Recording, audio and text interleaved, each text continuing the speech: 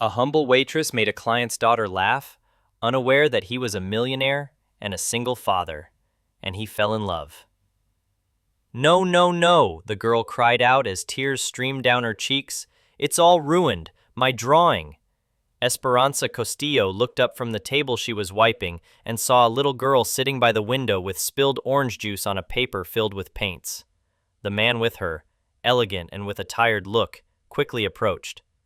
Valentina, calm down, dear. We can make another drawing at home, he said, trying to soothe his daughter and wiping the spilled liquid with napkins. It's not the same, the girl whispered. This one was special, for Mom. Esperanza felt a lump in her throat. She had seen that lost look in many children during her years as a teacher in Caracas. Without hesitation, she approached the table with a warm smile. Excuse me, sir, can I help? She asked the man who seemed not to know what to do. Sebastian Rivas looked at her in surprise. It was the first time someone had offered help during one of Valentina's crises. He nodded gratefully. You know, Princess, Esperanza said, kneeling down to the girl's level, the best artists in the world always make magical mistakes in their works. Magical mistakes? Valentina asked with still damp but curious eyes. Of course, do you see that juice stain? Esperanza dipped her index finger into the spilled liquid. We'll turn it into something beautiful. With soft and precise movements, Esperanza began to draw around the stain. Gradually, the lines turned into the wings of an orange butterfly, which seemed to fly over the castle the girl had drawn. It's a butterfly! Valentina exclaimed with a smile that lit up her entire face. A very special butterfly, Esperanza continued. She guards the princess of your castle. And guess what? Butterflies bring important messages. This will tell your mom that you think about her every day.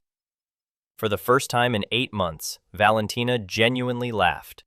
Sebastian froze, watching how this unfamiliar waitress managed to do what he, despite all his resources and therapists, could not achieve. What's your name, miss? Valentina asked, hugging her drawing. Esperanza, and you are a very talented artist. This drawing will be the most beautiful in your collection. I'm Valentina, and this is my dad, Sebastian, the girl said, pointing to her father. Isn't my drawing prettier now? Sebastian came closer to examine the work. The transformation was incredible. What had been an accident became the most beautiful part of the drawing. It's perfect, Valentina. Thank you, Miss Esperanza. I don't know how to thank you. You're welcome. Seeing Valentina's smile is already my reward. Esperanza returned to work, but couldn't help but steal glances at the table where the father and daughter were finishing breakfast. Sebastian spoke to Valentina differently, now more relaxed, and the girl kept showing him the details of the updated drawing. When it was time to pay, Sebastian approached the cash register where Esperanza was working. How much in total? He asked, taking out his wallet. 180 pesos, sir. Sebastian placed a 500 peso bill on the counter. Keep the change, please. It's the least I can do after what you've done for my daughter. Esperanza looked at him in surprise. Sir, that's over 300 pesos in tips. It's too much. To me, it's nothing. For Valentina, what you did is priceless. After they left, Esperanza was left thinking about the strange encounter. She took the bill and went to the main cash register where her colleague Miguel was working. Miguel, can you give the correct change to the man at table 7? I'll return the extra money to him. What are you doing, Esperanza? Are you crazy? That's a good tip, you earned it. I think it's wrong. I just did what anyone would do for a sad child. Esperanza wrote a small note on a napkin. My daughter's smile is priceless. Thank you for trusting me. She folded the money with the note and asked Miguel to give it to the man if he returned. As she cleaned tables after her day shift, Esperanza thought about the grateful look of that father. She hadn't felt such deep satisfaction from helping a child in a long time, not since she arrived in Mexico 2 years ago, fleeing the crisis in Venezuela. She had worked in different places, but nowhere could she apply her skills as a teacher. That evening, in her small apartment in the Roma neighborhood, Esperanza wrote in her diary, Today I met a girl who needed a little magic. I hope her smile lasts. Sometimes I feel like fate puts us in the right place at the right time. She didn't know that at that very moment, Sebastian was telling Valentina that they had found a very special place for weekend breakfasts. "Dad, can we go back to Miss Esperanza's cafe?" Valentina asked for the 5th time that week, finishing her cereal. Sebastian smiled over his newspaper. In fact, he had also been thinking about returning to Cafe Luna, though he wouldn't admit to himself that it wasn't just for Valentina's sake. "Of course, princess, but first, you have to finish breakfast and do your homework." 2 hours later, they were walking through the streets of the Roma neighborhood. Sebastian had sold his technology company 3 years ago when he was 31, after losing his wife in a car accident. For the past 8 months, he had struggled to keep his business afloat and cope with being a single father, but seeing Valentina so lively and joyful gave him hope. "There it is!" Valentina cried, running towards the table by the window. Esperanza saw them and felt a strange warmth in her chest. For the past 3 days, she had been thinking about that family more than usual. "Hello, Valentina. How's my favorite artist?" "Miss Esperanza, I brought you something," the girl said, taking a drawing out of her backpack. "It's you with butterfly wings." Esperanza took the paper and was speechless. The drawing depicted a woman with brown hair and orange wings, surrounded by smiling children. "It's beautiful, Valentina. Thank you very much. My dad says you're like a guardian angel, but I think you're like a butterfly that helps others fly." Sebastian was a little embarrassed by his daughter's enthusiasm. "Excuse Valentina, she hasn't stopped talking about you since last Saturday. Don't worry, I'm very happy that you enjoyed our meeting. What will you order today?" While she prepared coffee and hot chocolate, Esperanza observed the interaction between father and daughter. Sebastian seemed more relaxed than last week, and Valentina had brought drawing notebooks and paints. "Miss Esperanza!" Valentina called her when she brought the drinks. "Do you know how to draw anything else?" "Yes, I know a few tricks. I used to be a teacher in my country." "You were a teacher?" Sebastian asked, interested. "What country are you from?" "From Venezuela. I came to Mexico 2 years ago. There I taught children Valentina's age." "And why aren't you a teacher anymore?" the girl asked curiously. Esperanza felt a familiar heaviness explaining her situation. She had learned to be honest but cautious. "Well, when I came to Mexico, I had to start all over again. To teach here, I need to go through some formalities and additional training courses. In the meantime, I work in a cafe, which I also really like." "But you'll be a teacher again?" Valentina insisted. "That's my dream, princess. In the evenings, I study to validate my diploma." Sebastian looked at her with such admiration that he couldn't hide it. For the next few minutes, while Valentina drew, he and Esperanza had a relaxed conversation. "How about I teach Valentina some games while you rest?" Esperanza offered during a break in her work. "Seriously, doesn't it bother you? Valentina can be very clingy when she likes someone." "Not at all. Children are my passion." Esperanza sat next to Valentina and showed her a game she had learned in Venezuela, transforming fallen leaves into fairy tale characters. From the leaves collected in the small cafe garden, they created a whole family of adventurers. "This leaf is the brave dad," Valentina said, showing a large leaf. "And this is the butterfly mom who takes care of everyone from the sky," she added, picking up a yellow leaf. "And this is me, the explorer princess." "And who is this?" Esperanza asked, pointing to a medium-sized leaf. "This is the magical teacher who helps us in all our adventures." Sebastian, observing them from his table, felt something he hadn't experienced in a long time, the possibility of his daughter having a positive female role model in her life. When it was time to leave, Valentina didn't want to go. "Dad, can Miss Esperanza come to our house for dinner?" "Valentina, Miss Esperanza has her own life and work, but I think she'd like to see my room and my other drawings." Esperanza gently laughed. "Maybe another time, when I have free time." "Tomorrow?" the girl asked hopefully. "Tomorrow I work, but maybe next weekend." Sebastian looked at her in surprise. "Seriously? You don't mind? We could go somewhere you like. I'd like to get to know the city better. There are still many places I haven't visited." "Great. How about we go to Xochimilco?" Valentina has never been on a traditional trajinera boat. Yes, Valentina exclaimed, clapping her hands. That evening, Esperanza called her sister Rosa, who lived in Caracas. Rosa, I think something strange is happening to me. What's strange? I met a man and his daughter. He's very kind, and she's charming, but I don't know if it's right to get so close. He clearly has money, and I'm just a waitress. Plus, the girl recently lost her mom. Esperanza, since you came to Mexico, I haven't heard you speak of anyone with such tenderness. What does your heart tell you? That you want to help this girl and haven't felt this comfortable with anyone in a long time? Then give it a chance, but don't rush. Wounds take a long time to heal, both yours and theirs. Meanwhile, Sebastian was putting Valentina to bed, and she wouldn't stop talking about her new friend.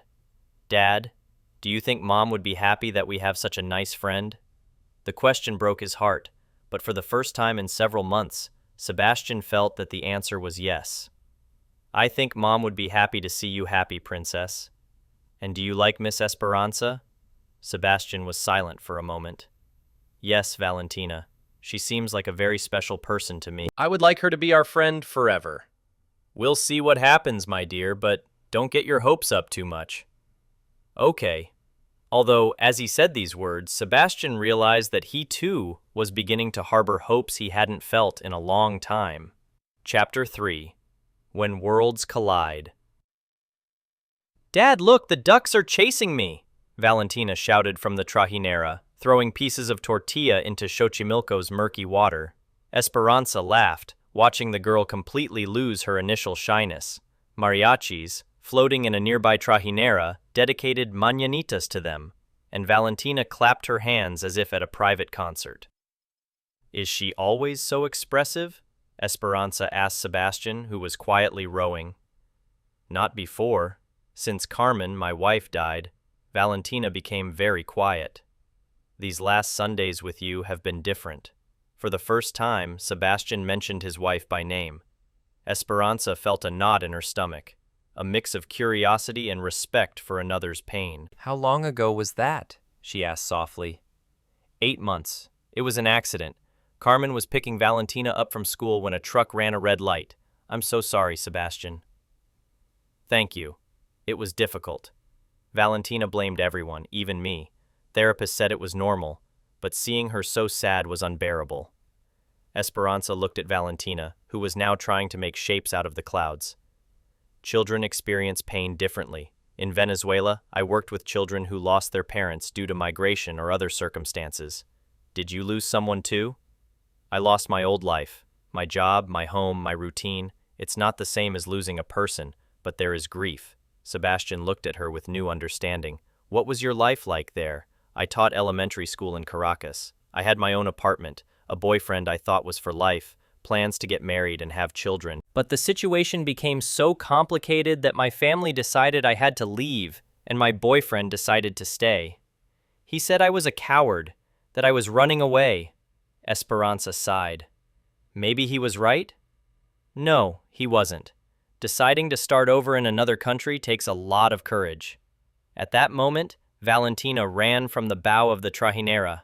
Esperanza, the man with the music says if we pay 50 pesos, he'll sing any song we want. What's your favorite song?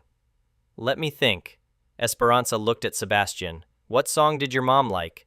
Amor Eterno by Juan Gabriel. She used to sing it when she cooked. Sebastian felt his throat tighten. Valentina, I don't think that's right, Esperanza interrupted. Let's sing it for your mom, but I'll help you.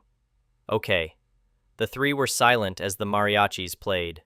Esperanza began to sing in a low voice, and gradually Valentina joined in. Sebastian couldn't hold back his tears, but for the first time, they weren't only from sadness. When the song ended, Valentina hugged Esperanza. Thank you for helping me sing for Mom.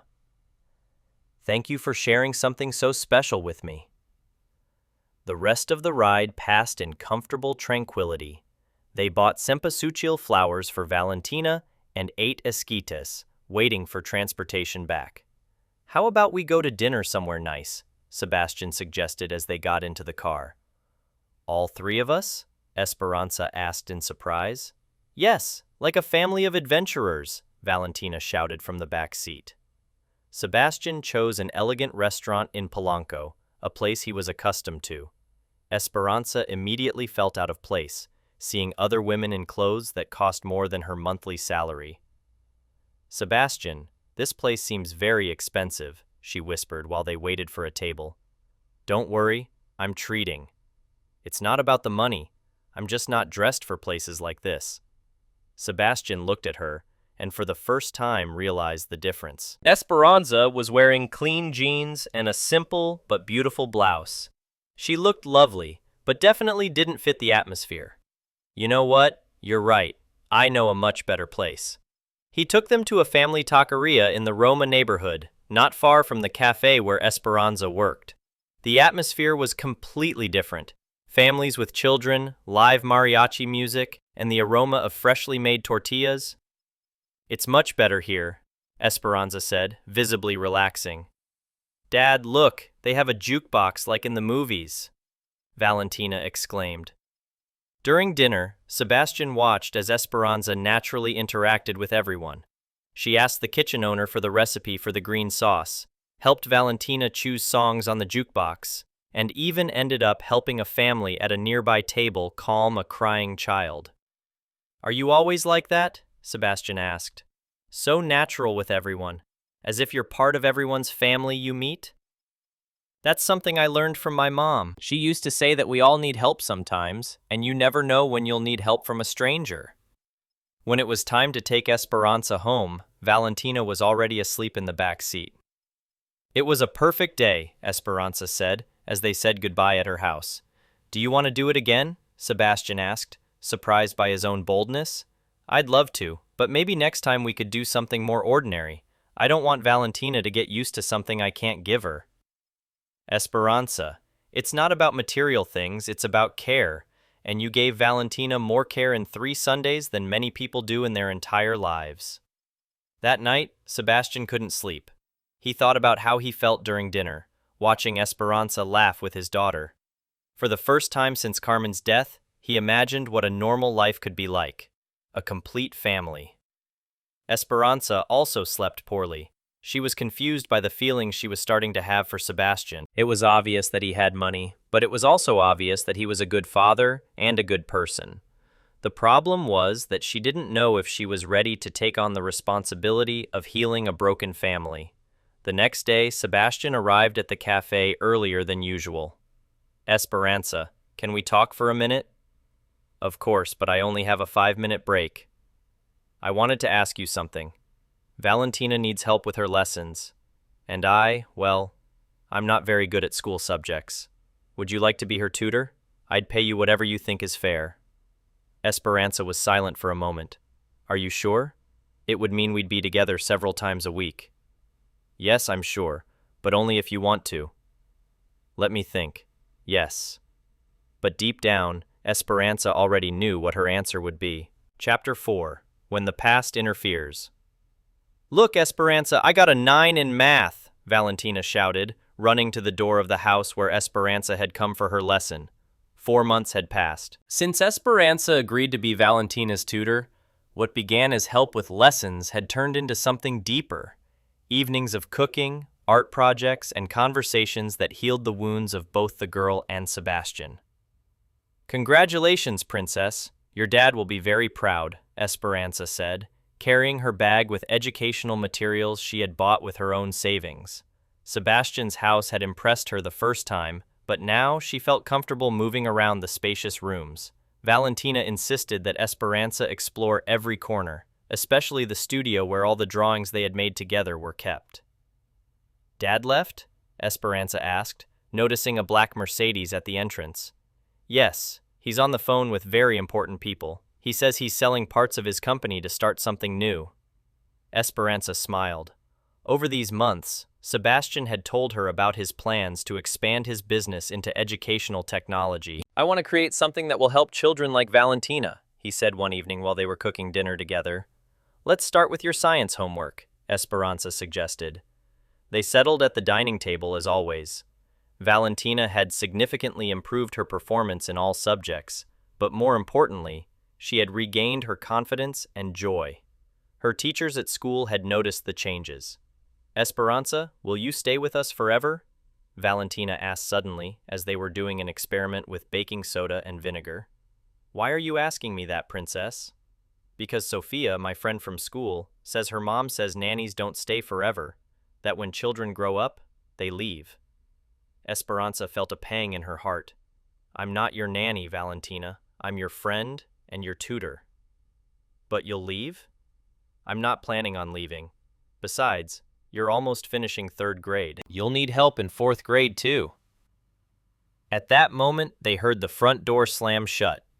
Agitated voices came from the hallway. "I'm telling you, that woman is not suitable for Valentina." They heard the voice of an elderly woman.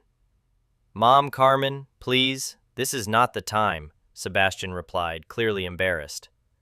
"When will it be the time, Sebastian, when this upstart takes everything you have?" Esperanza froze. She recognized the voice of Doña Carmen, the mother of Sebastian's deceased wife, who had arrived from Guadalajara without warning. "What upstart are you talking about?" Sebastian asked, although his tone suggested he already knew the answer. "About that waitress. Do you think I didn't recognize her? The whole family is talking about your affair with an employee. Sebastian, you have a company to run, a daughter to raise. You can't play around with the first woman who flirts with you." Valentina looked at Esperanza with concern. "Why is Grandma Carmen shouting?" "Princess, let's continue the experiment," Esperanza whispered, though her hands were trembling. "An affair," Doña Carmen continued. "Do you know what people are saying? That you've gone crazy with grief? That this woman took advantage of Valentina to get to you? A Venezuelan with no papers, no education, nothing to offer you but problems." "Mom Carmen, you're going too far. Esperanza is an educated woman. She's a teacher." "She was a teacher in her country. Here she's a waitress, Sebastian. And no matter how much you want to see something more in her, the reality is that you are from different worlds." Esperanza felt every word like a knife. She took Valentina's hand and whispered, "Princess, can you go to your room for a minute? I need to talk to your dad." "Are you okay? You look sad." "I'm fine. Just go upstairs, please." Valentina obeyed, but not before hugging Esperanza tightly. Esperanza slowly walked to the living room where the argument continued. "Carmen was my daughter, Sebastian. I know what she would have wanted for Valentina. And it's not this confusing situation you've created. And what would Carmen have wanted? For Valentina and me to be unhappy forever? She would have wanted you to be responsible, not to confuse gratitude with love. This woman did her job. She helped you with Valentina, but now she must leave." "It's not that simple, Mom Carmen." "Yes, it is simple. Pay her what you owe her and end this before it gets even more complicated." Esperanza appeared in the living room doorway. Doña Carmen was an elegant woman of about 60, with the same aristocratic air she noticed in some cafe patrons. "Excuse me," Esperanza said with a trembling voice. "I think I should leave." Sebastian turned in surprise. "Esperanza!" "No, it's not what you think. Are you the famous tutor?" Doña Carmen asked, looking her up and down. "I'm Esperanza Castillo." "Nice to meet you, madam." "Ah, yes, the Venezuelan." "Listen, miss, I have nothing personal against you, but I think it's time to realize that this situation has gotten out of hand." "Mom Carmen, please," Sebastian intervened. "No, Sebastian, let me talk to her, woman to woman." Doña Carmen turned to Esperanza. "You seem like a good person, but my granddaughter needs stability, not her father's romantic experiments.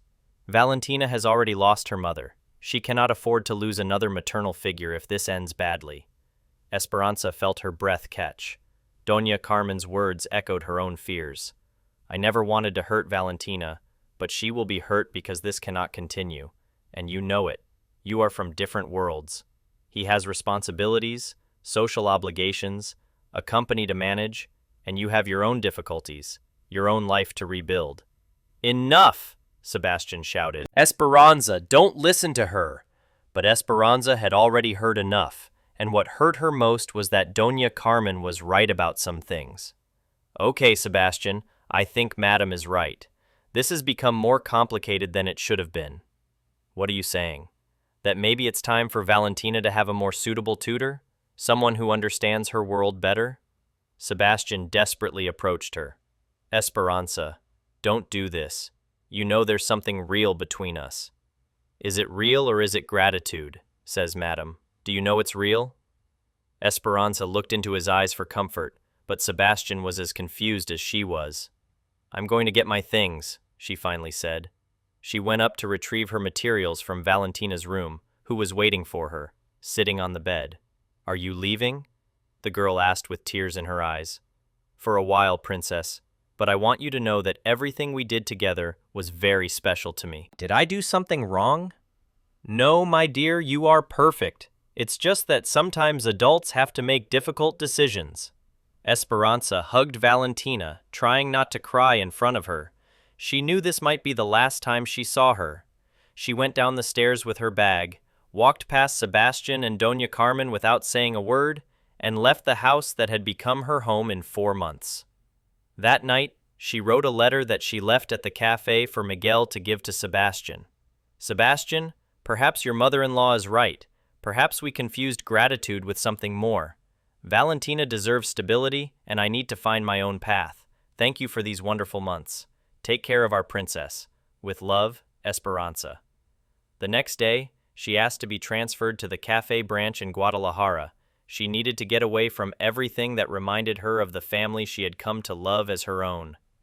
Chapter 5. In the Valley of Absence. Dad, why didn't Miss Esperanza come? Valentina asked for the 10th time that week, pushing food around on her plate without wanting to eat. Sebastian looked at his daughter from the other end of the dining table. 2 months had passed since Esperanza left for Guadalajara, and both he and Valentina seemed to have sunk back into the sadness that enveloped them before they met her.